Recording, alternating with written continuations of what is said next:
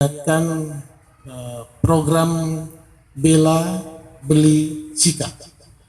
Jadi kalau Bela Sika, kita harus membeli produk-produk karya tangan masyarakat Kabupaten Sika. Ya, dengan membeli berarti kita aman. Itu salah satu gejala di globalisasi. Kita mencintai produk-produk kita dan kita rasa bangga kalau membeli karya-karya tangan, ya, hasil karya tangan masyarakat sendiri. Karena secara internasional ini kita sadari atau tidak sudah terjadi lockdown.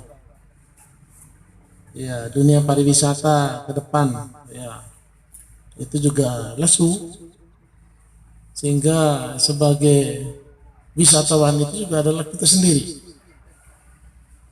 Nah, ini bagaimana penciptaannya seperti itu. Pemerintah punya peran, ya, sebagai regulator.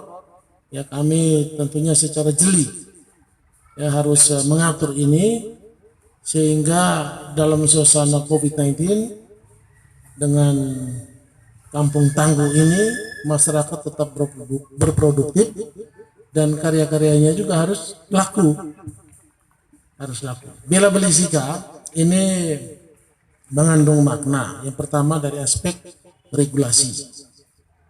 Kita akan segera memproteksi produk-produk masyarakat Kabupaten Sika dengan melakukan pembatasan barang ataupun jasa yang diadakan dari luar Kabupaten Sika. Ya, pembatasan supaya laku. Ini boleh, ini kewenangan otonomi untuk mengendalikan. Kita tidak melarang, tapi pembatasan. Ya, contoh penggunaan tenun ikat.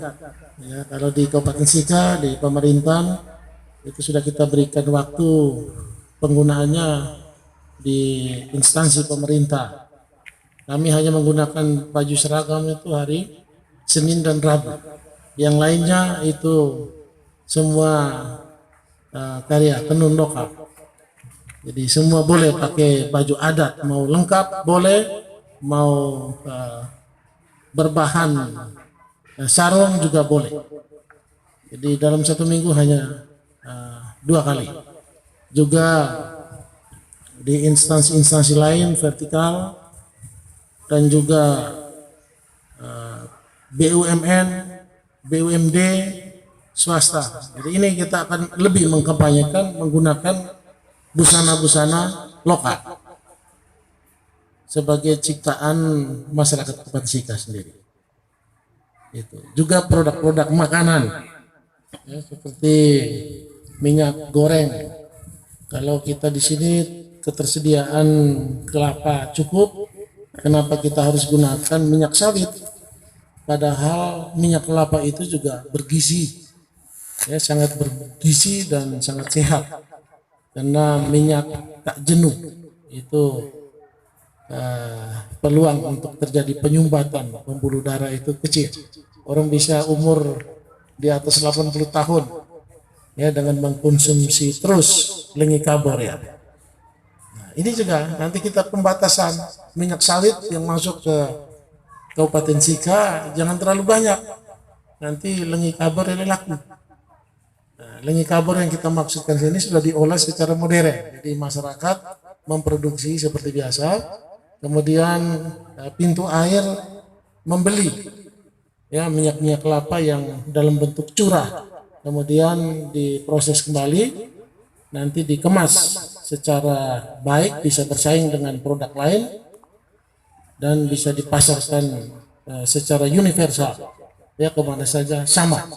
Kita gunakan minyak kelapa sama dengan minyak sawit, ya, seperti binoli, itu sudah sama dengan minyak kelapa.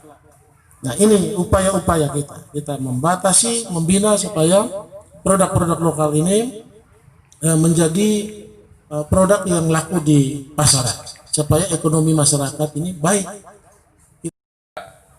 Bapak Camat, Bapak Lurah, Babinsa dan lain sebagainya yang turut berpartisipasi menyukseskan Kampung Tangguh ini.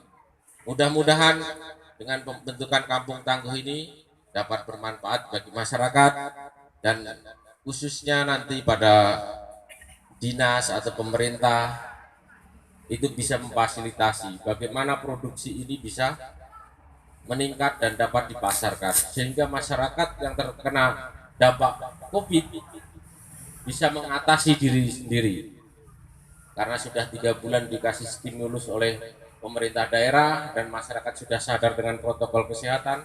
Akhirnya ekonomi tetap akan jalan dan pembangunan di Kabupaten Sika dapat berjalan. Mudah-mudahan itu menjadi dasar untuk membangun keamanan dan ketertiban kita semua. Mereka sudah buang habis, jangan keluarnya.